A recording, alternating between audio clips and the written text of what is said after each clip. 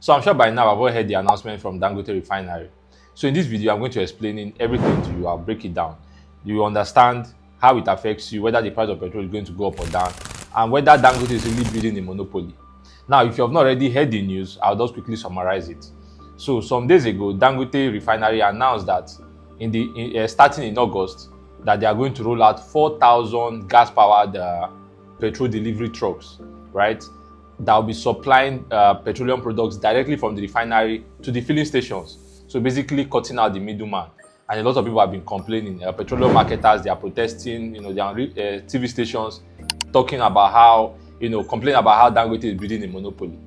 So before I go into Dangote's plan, let me just quickly summarize how the oil industry has worked or had worked, and how Dangote now plans to disrupt it. I mean, we're all aware that Nigeria is an oil-producing country, right? But for the longest time, we never used to refine our crude. We will export it and then import the petroleum products. Now, when those petroleum products come into the country, they come in through very large ships, right? Now, they dock at the port. The products get offloaded into tank farms, into very large storage containers, and then they are now moved by trucks, around the country.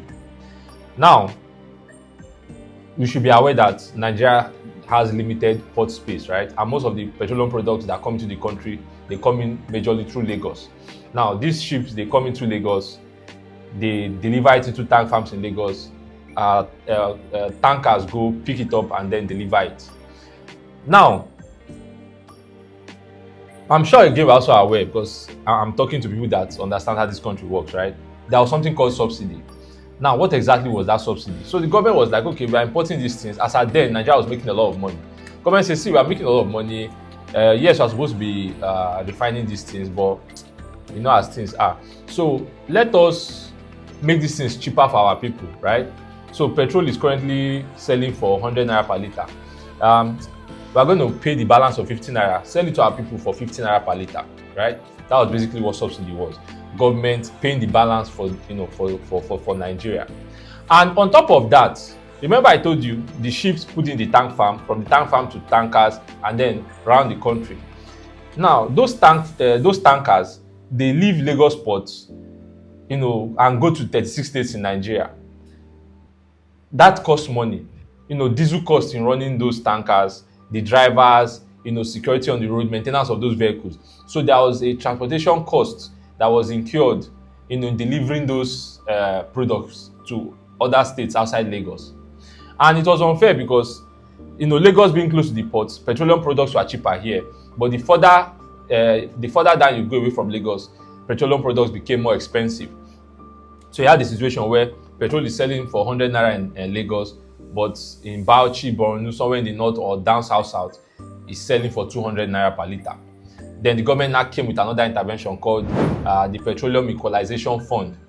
The government basically was saying, see, okay, once those tankers collect those products from the tank farms, go and deliver it to these people. We, the Nigerian government, are going to pay that balance. Are you following? So that's how they were able to maintain that uniformity around the country, where we are buying 100 naira in Lagos, you can also buy 100 naira in Port Harcourt and every other part of Nigeria. But with everything Nigeria, especially something that the government is running, it was riddled with corruption. So there's a lot of corruption on the subsidy end.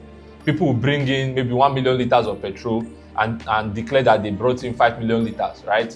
And swallow the money for 4 million liters. Some will not even bring it. There are reports that some are not even bringing in anything, and they will just fictitiously make up numbers and then collect that subsidy money. Also, with this Petroleum Equalization Fund, some people will not even send any tankers. They'll go and collect money from the government, or just inflate numbers, but there are just a whole lot of corruption.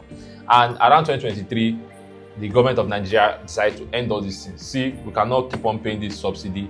Aside from the fact that we don't have a lot of money now, it's riddled with corruption.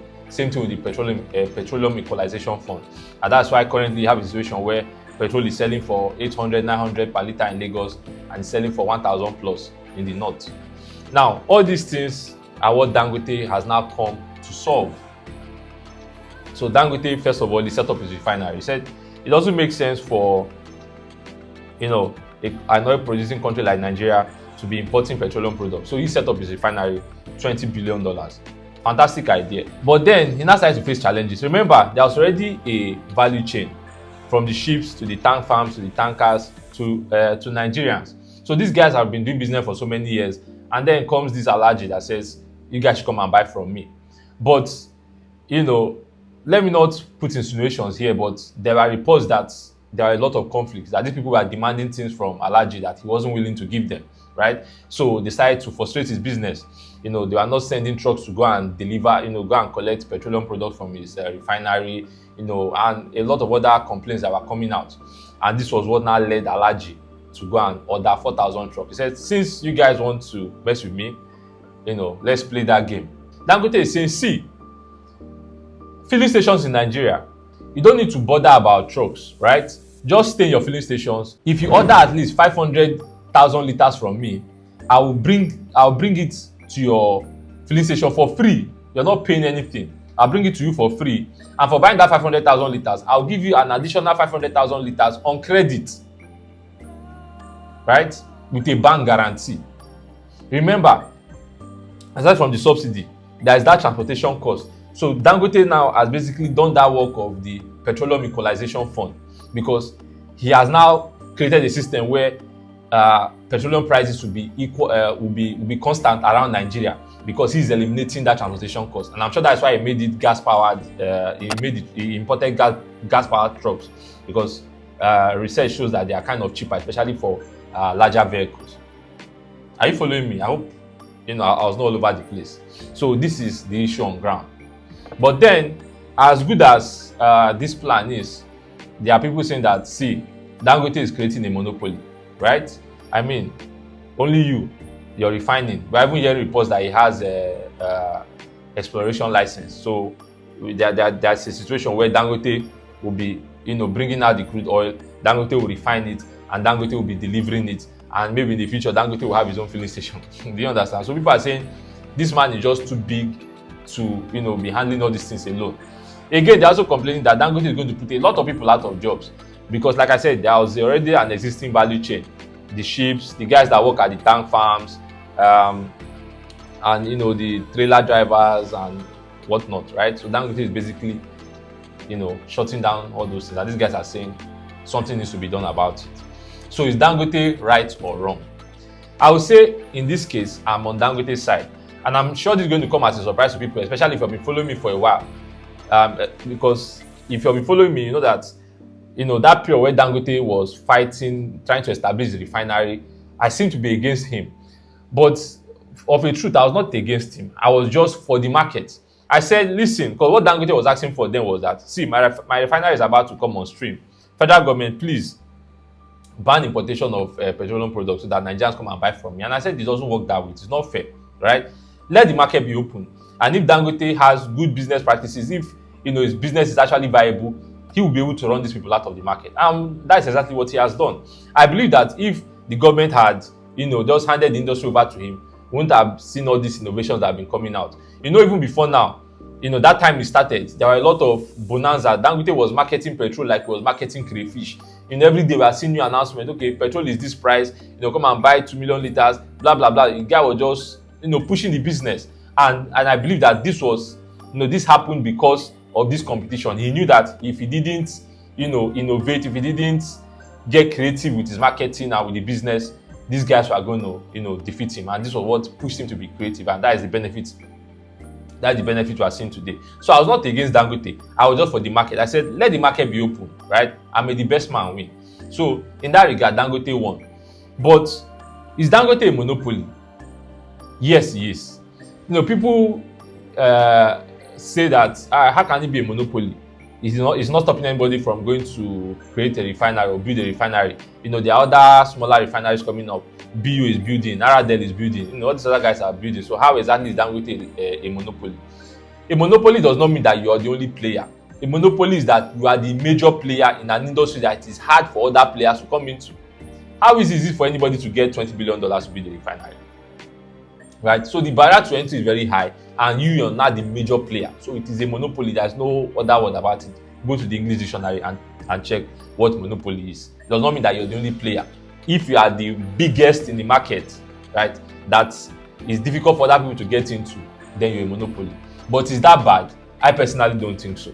This man took the risk of investing $20 billion to build that refinery. And he has now further taken the risk of investing, I think I heard this whole tank idea cost him about $25 million. If I'm not mistaken, I'll put the right figure here. So for somebody that has taken that level of risk, I feel like he deserves whatever it is he's going to get. It is now up to the government through the regulatory agencies to make sure that he does not overstep, does not,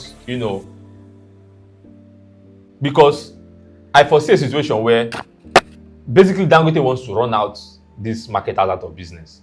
With this thing he's doing now, like nobody can compete with him, right? But there can now be a situation where Dangote now finally corners the market. He now begins to do anything he likes. Because remember, like I said, because of this competition that was coming from this imported petroleum product, that's why Dangote every time, my petrol is 700 now, it's 850 now, it has come down, it has gone up, right? Because of all this, because of that competition, we are seeing that fluctuation. But I believe that by the time Dangote is able to kick out all these guys and becomes a major player, then he begins to do whatever he likes, just like what he's doing in the cement industry. But while I support him, this is why I believe the regulatory agencies need to come in, NMDPRA, right? So they say, okay, yeah, Dangote, you're doing well, you're serving the people, but this and this and this is what you must do. If you're not ready to do this, we'll break you down.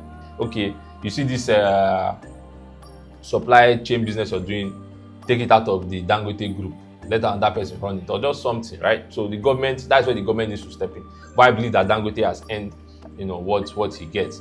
Then about the loss of jobs, yes, people are going to lose jobs. People that work at the tank farm, because there was this famous tweet that Femi Otedola wrote a couple of years ago, when Dangote was fighting for the life of the refinery. He said, those of you that are running tank farms, that's doing that kind of business, you should sell those things for scraps. I'm sure a lot of people thought he was talking rubbish now, but the chicken has come home to roost. We are now seeing that reality. So while those jobs will definitely be lost, I believe that we will now create a more efficient system and new jobs will be created.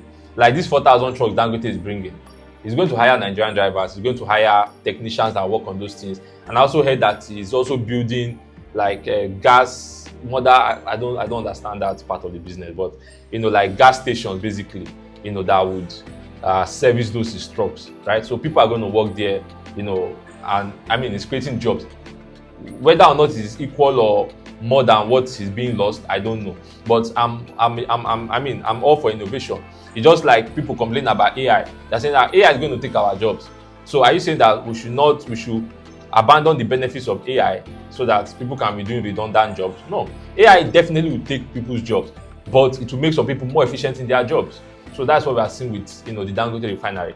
And then the final question I'll answer is that, will this reduce the price of petrol? Right? That's what everybody wants to hear. I'll say it is not in his hands, to be honest, because the price of petrol is primarily controlled by the price of crude oil, right? So it's what the market says. For example, now crude oil was selling for about $63 for a barrel a couple of weeks ago, but then you see this craziness happening between America, Iran, and Israel, right? Crude oil prices are going up. So we're now going to see that since we are now in a fully deregulated market, all those price shocks, we are going to feel them directly. So in the next couple of days, I believe that the price of petrol is going to go up. So Dangote cannot do that. But with Dangote now the major player, or with this thing Dangote is doing, we're now going to have a more efficient system. We're going to know, okay, this is the exact quantity of petrol Nigeria consumes every day, because since he's the one controlling it, I'm sure he has a system to monitor all these things. So Nigeria will now be able to plan properly, right? So I hope what I've said made sense. If you have any more questions, you can ask me in the DM. In the comments. You can ask me in the comments. Cheers.